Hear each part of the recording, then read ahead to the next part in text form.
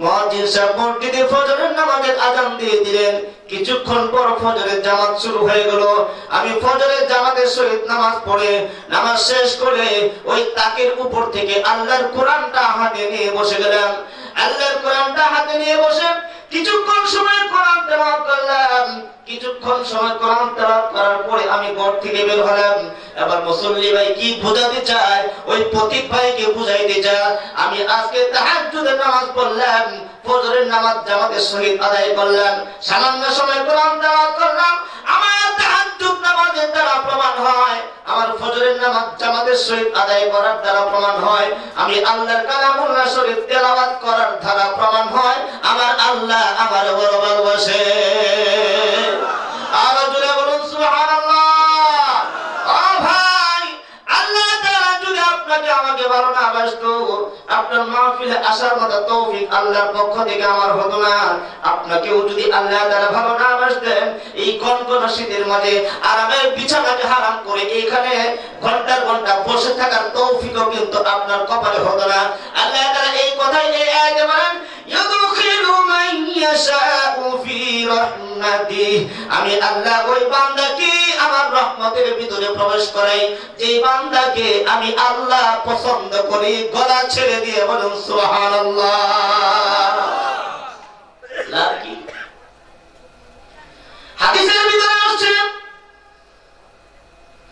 সাইয়্যিদুল মুরসালিন মুহাম্মদুর রাসূলুল্লাহ সাল্লাল্লাহু আলাইহি ওয়াসাল্লাম ঘোষণা করেছেন, আল্লাহর নবী ঘোষণা দিয়েছেন, যখন কোনো ওয়াজ মাহফিলে ও আমার উম্মতেরা তোমরা তো এখন আমারে পাইবা না, তোমরা পাইবা উলামায়ে কেরাম আমার ওয়ারিস, যারা হাদিসের জ্ঞান অর্জন করেছে, কোরআনের জ্ঞান অর্জন করেছে, এদেরকে তোমরা পাবা। ওদের সামনে বসে বসে যখন তোমরা কোরআনের আলোচনা শুনবা, হাদিসের আলোচনা শুনবা, আল্লাহর গুণগান শুনবা, আমি নবীর প্রশংসা শুনবা, উলামায়ে কেরামের চেহারার দিকে তাকায় তাকায় যখন আপনি আলোচনা শুনবেন, বয়ান শুনবেন, আমার রাসূল বলেন, উম্মত রে, তোর জীবন থেকে সগীরা গুনাহগুলি আল্লাহ তাআলা maaf করে দেন। আরো জোরে বলুন সুবহানাল্লাহ। ও ভাই, ছোট্ট একটা প্রশ্ন আপনাদেরকে করতে চাই, গুনাহ মাফের দরকার আছে না নাই? আরো জোরে বলতে হবে, গুনাহ মাফের দরকার আছে না নাই? এখন প্রশ্ন করতে পারেন, হুজুর গুনাহ তো জীবনে করি নাই, মাফ চামুটা কি? একটা ব্যক্তি হাত তুলে দেখান যে জীবনে গুনাহ করেন নাই। একজন নাই? গুনাহ করছি, বহুত গুনাহ করছি। আমি আমাকে প্রশ্ন করেন, আমাকে প্রশ্ন করেন, আমার ডান পাশে হুজুর বসা জিজ্ঞাসা করেন, আমার বাম পাশে মুরব্বি বসা প্রশ্ন করেন, গুনাহ করছেন কিনা? গুনাহ করতে করতে গোটা জিন্দেগি গুনার সাগরে ডুবাই দিয়েছি ভাই।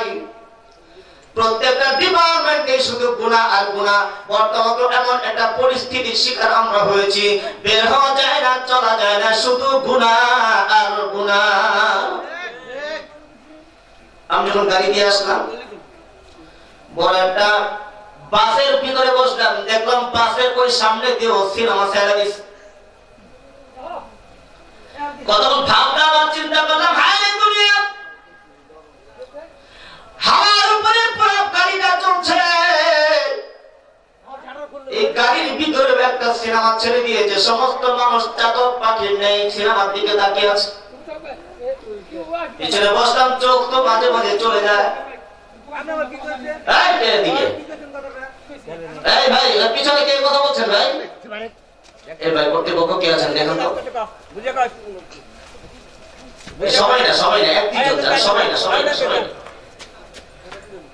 একটু জিকির করে লা ইলাহা ইল্লাল্লাহ, লা ইলাহা ইল্লাল্লাহ, লা ইলাহা ইল্লাল্লাহ, লা ইলাহা ইল্লাল্লাহ মুহাম্মাদুর রাসূলুল্লাহ। সকলে বলুন সাল্লাল্লাহু আলাইহি ওয়াসাল্লাম। নবীর নাম শুনলে দরুদ পড়তে হয়, বলুন না সাল্লাল্লাহু আলাইহি ওয়াসাল্লাম। আজকে বর্তমান সমাজ গুনার সাগরের উপর দিয়ে ভাসতেছে, ঘরে গুনাহ, বাইরে গুনাহ, বাজারে গুনাহ, বন্দরে গুনাহ, রাস্তাঘাটে গুনাহ, পথে ঘাটে গুনাহ, শুধু গুনাহ আর গুনাহ। গুনাহ এখন মসজিদের ভিতরেও ঢুকে পড়ছে। এগুলোই ওয়াজ। মাঝে মাঝে আমার গুলশান মসজিদে যখন জামাতে নামাজ পড়ি, এমন একটা মোবাইলের ফোন চলে আসলো, যে মোবাইলের ফোনের ভিতরে এমন একটা গান,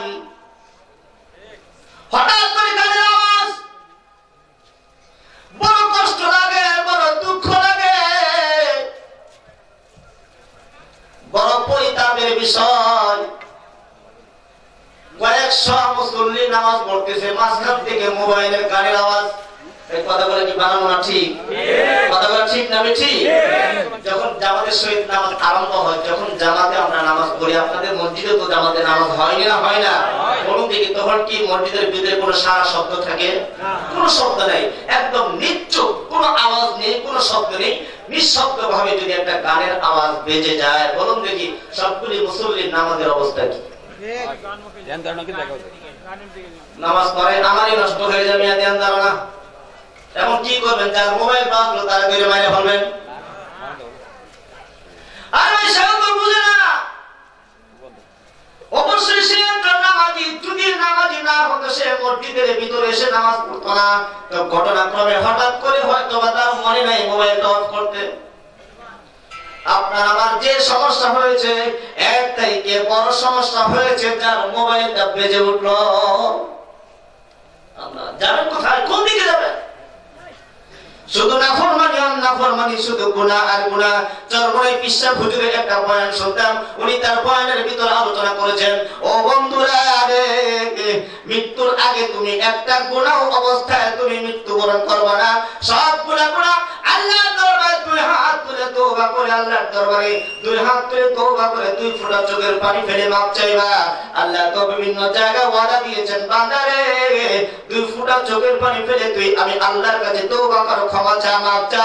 মাপ চাইতে দেরি হবে রে, তোর পানি মাটিতে পড়ার আগে আগে তোর জীবনের গুনাহ মাফ করে দিব, জীবনের গুনাহ মাফ করে দিব। এখন তোমার মাপ চাওয়ার মতো সময় আপনার আমার হাতে নাই। দেখেন দেখি কত এক সপ্তাহের ভিতরে কে কতবার আল্লাহর দরবারে মাফ চাইছেন? আমার রাসূল বলেছেন, আমার রাসূলের জীবন আদর্শ হলো আপনার আমার জন্য মডেল। আমার রাসূল বলেন, আমি নিজেও দিনে 70 বার গুনাহ থেকে মাফ চাই। সুবহানাল্লাহ বলবেন না? আরো জোরে বলুন সুবহানাল্লাহ। আমার রাসূল ছিল বেগুনাহ মাসুম, আমার নবীর কোনো গুনাহ নাই। আমার নবীর জন্মের পর থেকে মৃত্যুর আগ পর্যন্ত বিন্দু পরিমাণ গুনাহ আমার নবীর ভিতরে নাই। সেই নবী আপনাকে আমাকে শিক্ষা দিয়েছেন, উম্মতেরা রে, সব সময় তুমি তওবা করো, তওবার হালতে থাকো, তুমি তওবা করো, ইস্তেগফার করো। কারণ আপনি আমি তো এমন একটা সমাজে পড়ে গেছি, এমন একটা অবস্থার সম্মুখীন আপনি আমি হয়ে গেছি, ঘর থেকে বের হওয়া যায় না, শুধু নাফরমানি আর নাফরমানি। ঘর থেকে বের হওয়া যায় না, শুধু গুনাহ আর গুনাহ। এখন তো গুনাহ বাহিরেও আছে, ঘরের ভিতরেও আছে না? না, ছেলে বড় হয়েছে, মেয়ে বড় হয়েছে, ছেলে বাপে কয় বাবা একটা মোবাইল কিনা দাও। কি ভাই বলে না? বলে না? একটা মোবাইল কিনা দাও। কি রে বেটা, তুই এই বয়সে মোবাইল দিয়ে কি করবি? বাবা বন্ধু বান্ধব সবার হাতে মোবাইল,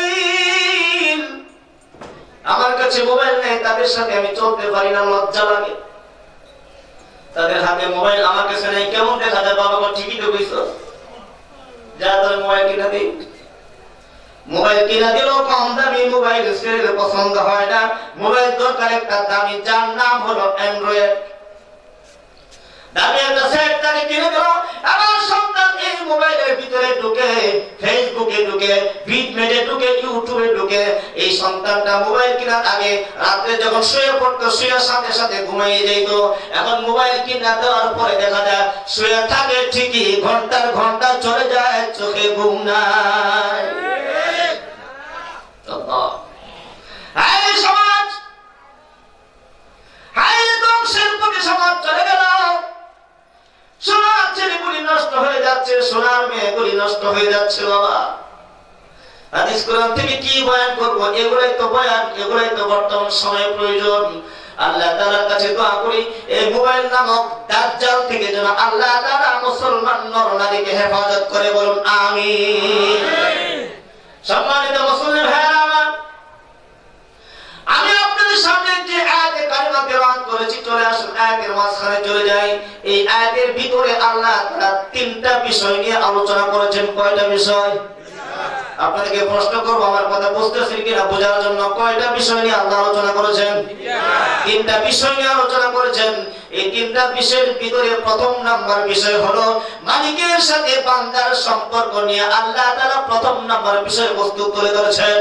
আল্লাহ রাব্বুল আলামিন বলেন, ওয়াবুদুল্লাহ, হে আমার বান্দা, আমি আল্লাহর ইবাদত করো, আমি আল্লাহর ইবাদত করো, আমি আল্লাহর ইবাদত করো। কেন করবি না রে বান্দা? তোরে আমি সৃষ্টি করেছি, দুনিয়ার সমস্ত মাখলুকাত আমি আল্লাহ তাআলা সৃষ্টি করেছি। দুনিয়াতে যা কিছু দেখো না কেন সব কিছু আমি আল্লাহ তাআলা সৃষ্টি করেছি। গাছপালা তরুলতা 18,000 মাখলুকাত যা কিছু আছে সব কিছু আমি আল্লাহ তাআলা সৃষ্টি করেছি। এই যা কিছু মাখলুকাত আমি আল্লাহ সৃষ্টি করেছি, একটা মুহূর্তের জন্য তাদের জবান বন্ধ থাকে না। সব সময় তারা আমি মাওলা পাকের আল্লাহ আল্লাহ জিকির করে। তাফসীরের মাঝখানে মুফাসসিরে কেরাম উল্লেখ করেছেন, আপনি আমি টাইম দেখার জন্য একটা ঘড়ি ব্যবহার করি না? কথা বুঝতেছেন না? আমার বুঝে থাকলে যদি প্রশ্ন করে উত্তর দিবেন। ঘড়ি চিনেন তো নাকি? ঘড়ি চিনেন না? ঘড়ি আছে, কেউ হাতে ঘড়ি ব্যবহার করে, কেউ দেওয়াল ঘড়ি তার ঘরের দেওয়ালে লটকায় আছে। তাফসীরের কিতাবের ভিতরে উল্লেখ করেছেন ভাই, উলামায়ে কেরাম উল্লেখ করেছেন, ওলি আল্লাহ উল্লেখ করেছেন, ঘড়ির ভিতরে কাঁটার সংখ্যা হলো তিনটা কাঁটা থাকে। একটা হলো ঘন্টার কাঁটা, একটা হলো মিনিটের কাঁটা, একটা হলো সেকেন্ডের কাঁটা। ঘন্টার কাঁটাটা যে সময় দেয় তার শব্দটা আমরা শুনতে পাই না, মিনিটের কাঁটায় সময় দেয় তার শব্দ শুনতে পাই না, কিন্তু সেকেন্ডের কাঁটা যে সময় দেয় তার একটা শব্দ ঠিক ঠিক করে একটা শব্দ আসে না ঠিক ঠিক করে একটা শব্দ আছে। মুফাসসিরে কেরাম উল্লেখ করেছেন, এই ঘড়িটা সেকেন্ডের কাঁটাটা ঠিক ঠিক শব্দ নয়, এই সেকেন্ডের কাঁটা তার ভাষা দিয়ে মাওলা পাকের আল্লাহ আল্লাহ জিকির করতেছে।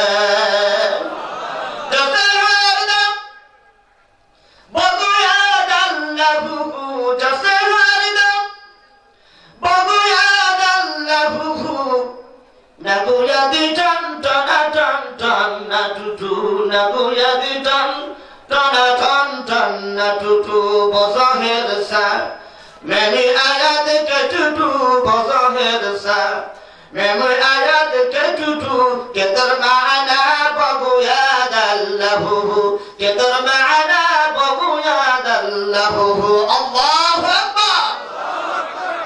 ফার্সি একটা শের, এই ফার্সি শেরের ভিতরে কবি এই কথাই আপনাকে আমাকে বোঝাতে যাচ্ছে, ওই সেকেন্ডের কাটা জবান দিয়ে মাওলা পাকের আল্লাহ আল্লাহ জিকির করতেছেন। জোরে সোরে বলুন সুবহানাল্লাহ। ভাইরা, দুনিয়ার সমস্ত মাখলুকাত আল্লাহর নাম জপে, আল্লাহর তাসবিহ বার করে। আল্লাহ 28 নম্বর পারা সূরা জুমার প্রথম আয়াতে বলেন, আল্লাহ 28 নম্বর পারা সূরা সাফফাতের প্রথম আয়াতে বলেন, আল্লাহ কালামুল্লাহ শরীফের বিভিন্ন জায়গায় আলোচনা করেছেন, ইউসাব্বিহু লিল্লাহি মা ফিস সামাওয়াতি ওয়া মা ফিল আরদ সাব্বাহা লিল্লাহি মা ফিস সামাওয়াতি ওয়া মা ফিল আরদ। আল্লাহ বলেন, জমিনে যা কিছু আছে, আসমানে যা কিছু আছে, সব কিছু আমি আল্লাহর তাসবিহ করে। জোরে সোরে বলুন সুবহানাল্লাহ। সাহাবায়ে কেরাম আল্লাহর তাসবিহ পড়ে, সাহাবায়ে কেরাম এই তাসবিহ তারা শুনেছেন, দেখেছেন। আবু বকর সিদ্দিক রাদিয়াল্লাহু তাআলা যখন তার সামনে একটা গাছ পড়ে যেত, এই গাছটা দেখে আবু বকর সিদ্দিক রাদিয়াল্লাহু তাআলা আফসোস করতো, হায় রে গাছ, তুমি তো সব সময় আল্লাহ আল্লাহ জিকির করো, তুমি তো সব সময় মাওলা পাকের জিকির করো, তুমি তো সব সময় মাওলাকে স্মরণ রাখো, মাওলাকে ইয়াদ রাখো।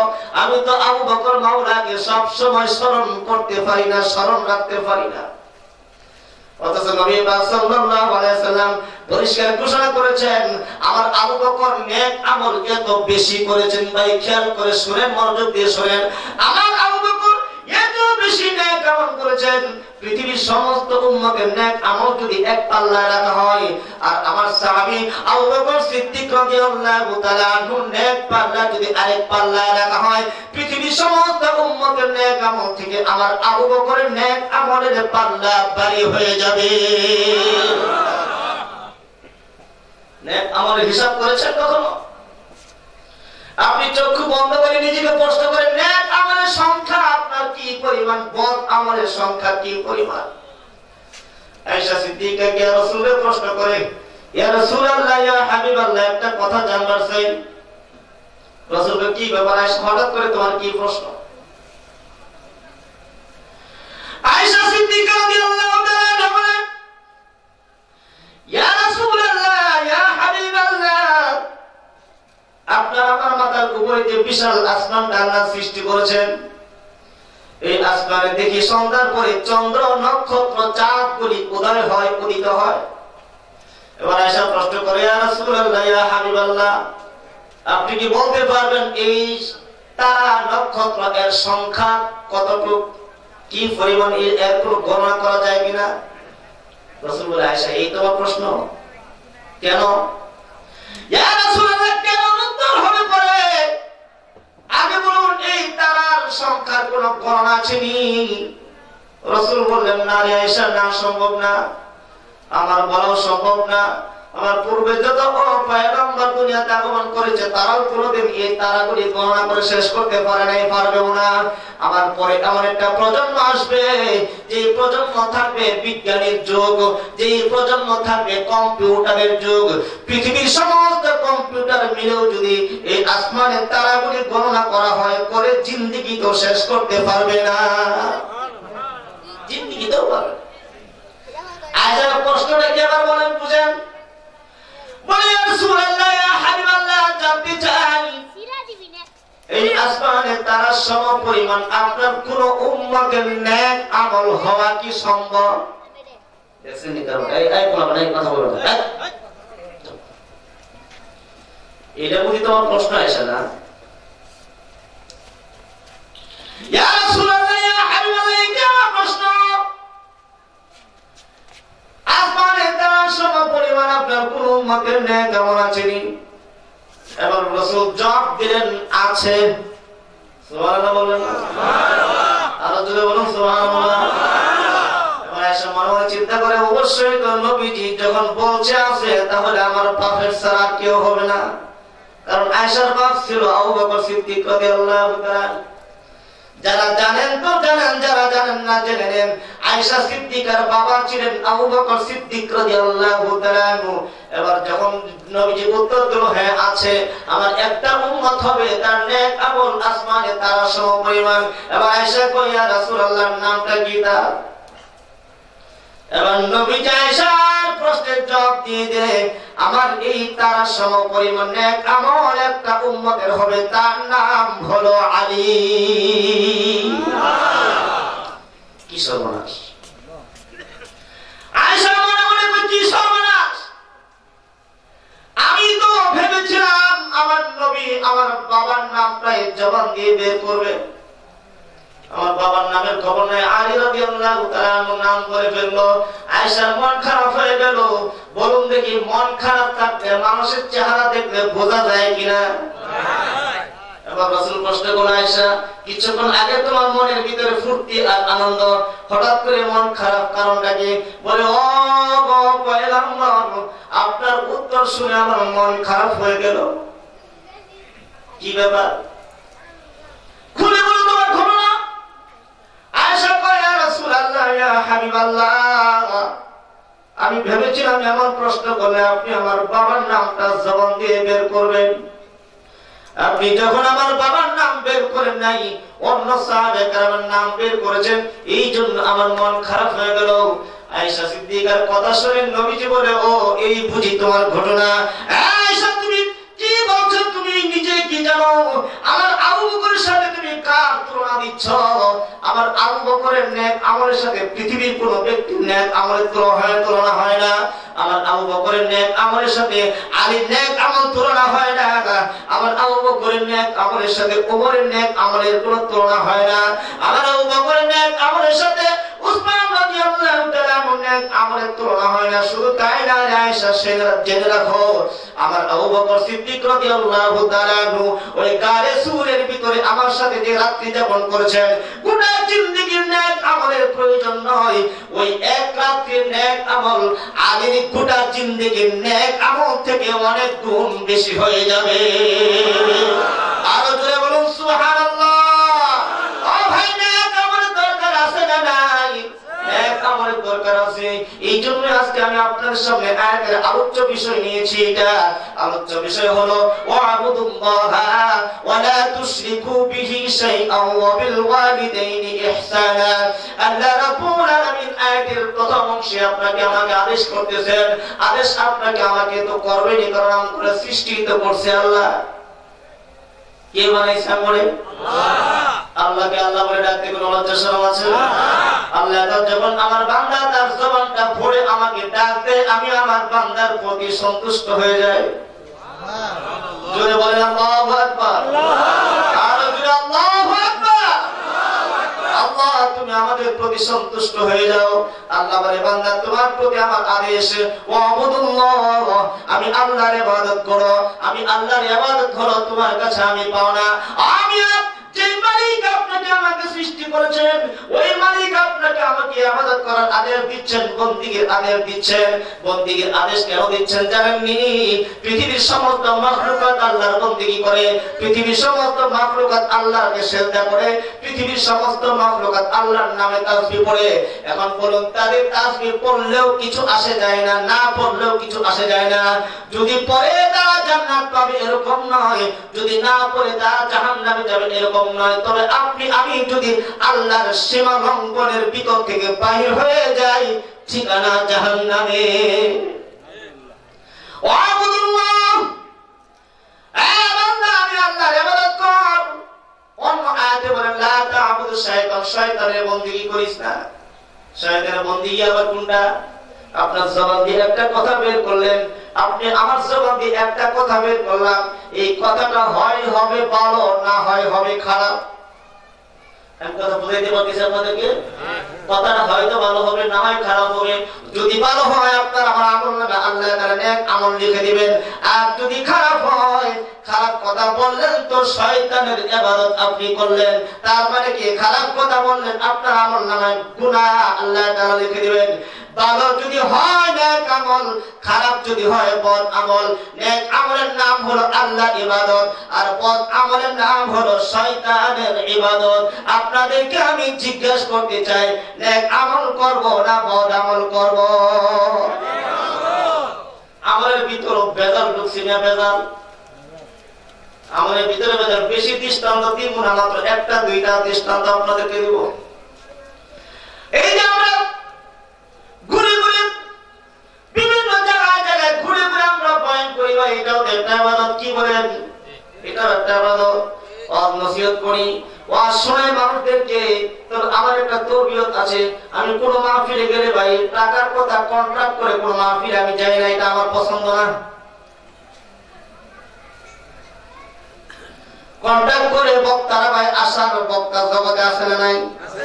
সমালোচনা হলে হোক, আমি আপনি দিনের কথা বলবো, আল্লাহ আমাদের রাসূলের কথা তোমার জবান দিয়ে বলবো, এটা টাকার বিনিময়ে কেন হবে? আমি ওই টাকা থেকে একটা গাড়ি নিয়ে আসলাম, আপনারা তো বিবেচনা করে একটা হাদিয়া আমাকে দিবেন। আপনি কত দিলেন জানেন না, আমি কত পাইলাম জানি না, এটার নাম হলো হাদিয়া। আমাকে 30,000 টাকা দিতে হবে, 40,000 টাকা দিতে হবে, ওটার নাম হাদিয়া নয়, ওটা হলো কন্ট্রাক্ট। ওলামায়ে কেরাম পরিষ্কার ঘোষণা দিয়েছেন, হক্কানি ওলামায়ে কেরাম পরিষ্কার ঘোষণা দিয়েছেন, কন্ট্রাক্ট করে বক্তা কোনদিন তোমরা নিবা না, কোনো ফায়দা নাই। যাই হোক বাবা, এই যে ঘুরে ঘুরে বয়ান করি, আলোচনা শোনাই, হাদিসের আলোচনা শোনাই, কোরআনের আলোচনা শোনাই, এটাও একটা ইবাদত। তো আমার মতো আরো অনেক বক্তা আছে, তারাও তো ঘুরে ঘুরে বয়ান করে। একজন বক্তা আছে, নাম হলো তাহেরি, শুনছেন কিনা? আরো ভালো বুঝবেন যদি বলা হয় ঢাইলা দিই। জানেন তো সবাই নাকি? কয়েকবার আমি চা খাই না, কফি খাই, এখন আমি কফি খাই না ডাব খাই, কি ওয়াজের মঞ্চগুলা কি জানেন নাটকের মঞ্চের মতো হয়ে গেছে। ওই তাহিরি তার জবান দিয়ে পরিষ্কার ঘোষণা দিয়েছে, পরিষ্কার আমি নিজে শুনতে পেয়েছি, আল্লাহ ঠন খার নবীরে দিয়া আল্লাহ গেলেন গায়েব হইয়া। বুঝে থাকলে জোরে বলুন নাউজুবিল্লাহ। তারা বলেন না তারা এই দলের লোক, আল্লাহর দল রাসূলকে দিয়া আল্লাহ গেলেন গায়েব হইয়া, রাসূলের দল খাদের দিয়া শুয়ে আছেন আসবিরে, কেউ ফিরে না খালি হাতে খাজার দরবারে গলার আওয়াজ ছেড়ে দিয়ে ইমানের আওয়াজ দিয়ে বলেন নাউজুবিল্লাহ। এই ব্যক্তিরা এর আগে মন থেকে বড় ভালোবাসতাম, যেদিন নাকি এই বয়ান তার জবান থেকে শুনলাম মন থেকে ভালোবাসা আসে না। এটা কোনো সেন্স, কোনো কনফিডেন্স যদি কোনো মানুষের ঠিক থাকে আমার কথা বলতে পারে না। আল্লাহ তাআলা আমাদের সবাইকে হেফাজত করুক, সকলে বলুন আমিন। আরো জোরে বলুন আমিন, আরো জোরে বলুন আমিন। সম্মানিত মুসলিম ভাইরা, কারণ বিরুদ্ধে কিছু বলা আমার উদ্দেশ্য নয়। আমরা হলাম আলেম উলামা, আমাদের চরিত্রের দিকে আপনারা তাকাবেন। আমরা আলেম উলামা, আমাদের কথার দিকে আপনারা তাকাবেন। আমরা কিভাবে চলাফেরা করে আমরা আপনারা দেখবেন। এমন একটা হুজুর যদি কথা মনে করেন, আপনাদের মসজিদের ইমাম সাহেব ওই বাজারে গিয়ে যদি ওই কোন বাজারে কোন ডিসেল লাইনে কোন সবচেয়ে টপ লেভেলের সিনেমাটা দেওয়া হচ্ছে, ওই সিনেমার সামনে গিয়ে যদি আপনাদের মসজিদের ইমাম সাহেব খালি বইয়া থাকেন, কি বলেন ভাই? আমার কথা বুঝে দেখলে বলুন ভাই, চাকরি থাকবে না যাবে? চাকরি থাকবে না যাবে? আমরা তো এগুলি করতে পারি না। আমাদেরকে আপনারা ফলো করবেন, আমাদের চরিত্র হবে উত্তম, আমাদের জবানের ভাষা হবে উত্তম, আমাদের আচরণ হবে ভালো। নবীজি কি আচরণ দেখা গিয়েছেন মিয়া, নবীজির চরিত্র দেখে, নবীজির আচরণ দেখে অনেক বেদিন ইসলাম ধর্ম গ্রহণ করেছে। আবু বকর সিদ্দিক রাদিয়াল্লাহু তাআলা আর কয়েকজন সাহাবাকে নিয়ে মসজিদ নববীর ভিতরে নবীজি অবস্থান করতেছেন। এমন সময় এক ইহুদি আয়েশা মসজিদের কোণারে দাঁড়ায় প্রস্রাব করে দিল। বলুন দেখি মেজাজ কি ঠিক থাকার কথা? ভাই কথা বুঝতেছেন না? আমার মেজাজ ঠিক থাকার কথা। আপনাদের মসজিদে যে মসজিদে গিয়ে আপনারা নামাজ পড়েন, যদি শোনেন যে এই মসজিদে একটা হিন্দু ছেলে ঢুইটা মসজিদকে অপবিত্র করার জন্য মসজিদের এক পাশে সে প্রস্রাব পায়খানা করে দিয়েছে, এর মাথা কি গাড়ি লগে থাকবো না আলাদা হয়ে যাবো? সাহাবায়ে কেরাম দেখে রাগে গুসায় চোখ লাল হয়ে গেল। ওই সাহাবাদের ভিতরে ছিলেন ওমর ফারুক রাদিয়াল্লাহু তাআলা, জানেন তো তার খবর। বড় গরম ব্যক্তি এক ইহুদি জায়গা উমর, মুহাম্মদ সাল্লাল্লাহু আলাইহি ওয়াসাল্লাম আমার বিচার যে করেছেন বিচারটা আমার পছন্দ হয় নাই। এক ইহুদি জায়গা উমরে কইতেছে, ও উমর, তোমাদের নেতা যে মুহাম্মদ আমার একটা ব্যাপারে বিচার করলো, যে বিচারটা আমার ভালো লাগছে না, বিচারটা আমার পছন্দ হয় নাই। উমর রাদিয়াল্লাহু তাআলা তোমার পছন্দ হয় নাই? বলে না হয় না। তো কি করতে হবে? দাঁড়াও, পছন্দ তোমাকে আমি করাচ্ছি। আমার নবী সাইয়্যিদুল মুরসালিন মুহাম্মদ রাসূলুল্লাহ সাল্লাল্লাহু আলাইহি ওয়াসাল্লামের বিচার তোমার কাছে পছন্দ হয় নাই। এই কথা বলে ওমর ফারুক রাদিয়াল্লাহু তাআলা পকেট থেকে তলোয়ারটা বের করে তাকে সাথে সাথে দুই খণ্ডে খণ্ডিত করে ফেললেন। ওইসে বিচার এখন কত বড় বেয়াদব, নবীজির বিচার তার পছন্দ হয় না। ওমর ফারুক রাদিয়াল্লাহু তাআলার সামনে যখন ইসলাম ধর্ম গ্রহণ করলো, তার সামনে নবীজির কোন কীর্তি, তার সামনে নবীজির কোন জীবন যদি কেউ গাইতো, সাথে সাথে তাকে মেরে ফেলতে। মসজিদের ভিতরে ওমর ফারুক রাদিয়াল্লাহু তাআলা উপস্থিত, আর অন্যান্য সাহাবায়ে কেরাম উপস্থিত, এবং তাদের গুসা রাগে চোখ মুখ লাল হয়ে গেল। নবীজি ওমরের পিঠে হাত দিয়ে, ওমর একটু শান্ত হও, কারণ রাসূল তো জানেন সব সাহাবা থেকে ওমর একটু ব্যতিক্রম। সবাই রাগ উঠতেছে, ব্যাপারটা রাগ উঠালি তো উমর তো একদম সেন্স হারা হয়ে যাচ্ছে। উমর শান্ত হও, শান্ত হও। নবী সাল্লাল্লাহু আলাইহি ওয়াসাল্লাম বলেন, ও সাহাবায়ে কেরাম তোমরা শান্ত হও। সে যখন প্রস্রাব শুরু করে দিল, তাকে শেষ করতে দাও। না বুঝে থাকলেও সুবহানাল্লাহ বলেন, তাকে শেষ করতে দাও। তাকে শেষ করার পরে নবীজি তার ডাইকা নিয়ে কাছে নিয়ে বলল, আরে ইহুদি, তোমার মন্দিরে গিয়ে যদি এমন কোন মুসলমান করতো তোমার কেমন লাগতো? এই ইহুদি, তুমি কয়টা অন্যায় করেছো জানি? একটা তুমি আমাদের সবার সামনে একটা লজ্জাহীন কাম করেছো। আরে তো আমাদের সবচেয়ে দামি ঘর হলো আল্লাহর ঘর বাইতুল্লাহ, সেটা তুমি অপবিত্র করেছো। এটা তুমি ঠিক করো নাই, এটা তুমি ঠিক করো নাই। এই কথা বলে নবী পাক সাল্লাল্লাহু আলাইহি ওয়াসাল্লাম সাহাবায়ে কেরামদেরকে নিয়ে ওই অপবিত্র জায়গাটাকে পরিষ্কার করে পাক করলেন। এবার ইহুদি এই দৃশ্য দেখে রাসূলের কাছে গিয়ে কয়, ইয়া রাসূলুল্লাহ, ইয়া হাবিবাল্লাহ, কিছুক্ষণ আগে আমি ছিলাম ইহুদি, আমাকে এখন কালিমা পড়ায়া মুসলমান বানায় দেন। আবার জোরে বলুন সুবহানাল্লাহ। চরিত্র দেখে মুসলমান হয়ে গেল। আমার নবী তো ভাই, আমার নবী কাউকে গালিগালাজ করে মুসলমান বানায় নাই। আমার নবীর আদর্শ দেখে মানুষ মুসলমান হয়ে গেছে, আমার নবীর চরিত্র দেখে মানুষ মুসলমান হয়ে গেছে, আমার নবীর জবান দিয়ে কথা শুনে মানুষ মুসলমান হয়ে গেছে, আমার নবীর জবান থেকে তেলাওয়াত শুনে মানুষ, কোরআন তেলাওয়াত শুনে মানুষ দলে দলে ইসলাম ধর্ম গ্রহণ করেছে। আমার রাসূল যখন তেলাওয়াত করতেন, এই তেলাওয়াতের আওয়াজ যদি কোন বেদিনের কান পর্যন্ত পৌঁছতো, বেদিনের কান পর্যন্ত পৌঁছার সাথে সাথে এই কোরআনের জন্য পাগল হয়ে যেত। তৎকালীন সময়ের কথা বাদ দেন, বর্তমান সময়েও এমন কিছু কারি সামনে আছে। তাছাড়া এমনি তো কোরআন তেলাওয়াত খারাপ লাগে না ভালো লাগে? আপনাদেরকে জিজ্ঞাসা করতে চাই, খারাপ লাগে না ভালো লাগে? أعوذ بالله من الشيطان الرجيم. بسم الله الرحمن الرحيم. ألف لام ميم. ذلك الكتاب لا ريب فيه هدى للمتقين الذين يؤمنون بالغيب ويقيمون الصلاة ومما رزقناهم ينفقون والذين يؤمنون بما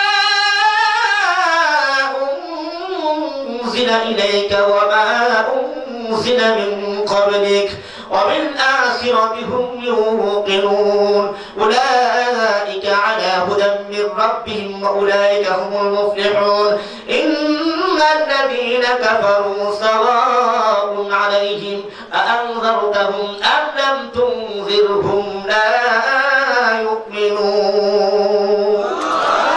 জিজ্ঞাসা করতে চাই, কোরআনটা খারাপ লাগে না ভাই, ভালো লাগে? 1500 বছর আগে এই কোরআন আল্লাহ তাআলা নাযিল করেছেন। আমার নবীজি কোরআন তেলাওয়াত যখন করতেন, নবীজির তেলাওয়াত শুনে দলে দলে ইহুদিরা ইসলাম ধর্ম গ্রহণ করেছেন। জোরে সোরে বলুন সুবহানাল্লাহ। এবার আবু জাহল এই দৃশ্য দেখা মনে মনে করে সর্বনাশ, মুহাম্মাদের দল তো বড় হয়ে যাচ্ছে দিন দিন। আবু জাহল নাম দিয়ে কোন, ও উতবা, ও সাইবা, ঘটনা কি আমাদের দল তো ছোট হয়ে যাচ্ছে, মুহাম্মাদের দল তো বড় হয়ে যাচ্ছে, কি করা যায়, কি করা যায়? এবার তারা মিলে পরামর্শ করলো, মুহাম্মাদের তেলাওয়াতের আওয়াজ তো বন্ধ করা যাবে না, কারণ তারে যদি না করি সে তো করবে, আমরা তো তাকে কিছু করতে পারবো না। এবার তারা ঘোষণা দিয়ে দিলেন, এলাকার ভিতরে ঘোষণা দিয়ে দিলেন, তোমরা কেউ আগামী কাল থেকে মুহাম্মাদের কোরআন তেলাওয়াত শুনবা না। মাসখান থেকে কয়েকজন জিজ্ঞাসা করে বসলো, ও লিডার, ও নেতা, শুনবো না কারণটা কি? বলে ওরা একটা পাগল। নবীজিকে পাগল বলছে, নাউজুবিল্লাহ বলেন না ভাই? আরো জোরে বলুন না নাউজুবিল্লাহ। বলে মুহাম্মদ একজন পাগল, তার তেলাওয়াত শুনলে মানুষের ব্রেন নষ্ট হয়ে যায়। কোন ব্রেন নষ্ট হয় না? আপনি কি বুঝে শুনে কথা বলতেছেন? তার তেলাওয়াত শুনলে নষ্ট ব্রেনটা আরো ভালো হয়ে যায়। আগে ছিল বেদিন, কোরআন তেলাওয়াত শুনে ইসলাম ধর্ম গ্রহণ করেছে, অমিয়া বেদিন থেকে ইসলাম ধর্ম গ্রহণ করেছে। এটা কি খারাপ থেকে ভালো হয়েছে না ভালো থেকে খারাপ হয়েছে? ভালো হয়েছে। কোন এলাকার ভিতরে আবু জাহেল এবং উতবা সাহেব ওই কাফিরদের বড় বড় নেতা লিডার যারা ছিল গোটা এলাকা ছড়াই দিল, কেউ তোমরা যাবে না, মুহাম্মাদের কাছে কেউ যাবে না, তারা তেলাওয়াত কেউ শোনা না, তার কাছে কেউ যাবে না। এবার কিছু লোকে প্রশ্ন করে বসলো, যাবো না তার কারণটা কি? বলে মুহাম্মদ একজন পাগল, এই জন্য তোমরা যাবে না। এবার কিছু মানুষ তারা বের হয়ে গেল পাগল দেখার জন্য। তারা যখন বের হলো, বের হয়ে গিয়ে দেখে নবীজি তার হুজরার ভিতরে কোরআন তেলাওয়াত করতেছেন। যখন নাকি কোরআন তেলাওয়াত করতেছেন, এই কোরআন তেলাওয়াতের আওয়াজ শুনে ব্যক্তিগুলি বলে উঠলো, এমন ব্যক্তি কখনো পাগল হতে পারে না। ও মুহাম্মদ সাল্লাল্লাহু আলাইহি ওয়াসাল্লাম, আমরা আসছিলাম আপনাকে দেখার জন্য, আপনার জবান থেকে কালামুল্লাহ শরীফের তেলাওয়াত শুনেছি। আর দেরি নয়, আমাদেরকে পাক পবিত্র বানায়া মুসলমান বানায় দেন।